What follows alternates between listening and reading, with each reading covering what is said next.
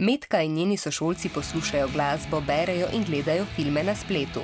Da bi bila v skladu s tem tudi zakonodaja, je zadnji 2 leti v Evropski uniji nastajala direktiva o avtorskih pravicah na enotnem digitalnem trgu. Avtor je tisti, ki ustvarja vsebino, na primer glasbenik, pisatelj ali novinar. Nova pravila določajo, da morajo tisti, ki posredujejo denimo pri pretakanju glasbe, videov ali člankov, za te vsebine plačati. S tem se večina strinja. A v novi direktivi sta tudi 2 člena, s katerimi se nekateri ne. Eden govori o razširjanju povezav do člankov, drugi pa pravi, da morajo spletišča, na katera avtori sami nalagajo vsebine, na primer YouTube, poskrbeti, da te niso avtorsko sporne. To lahko naredijo tudi s samodejnimi filtri. Če Metka naloži svoj video z glasbo Justina Bieberja, tak filter prepozna, da gre za avtorsko zaščiteno glasbo, zato objave ne dovoli.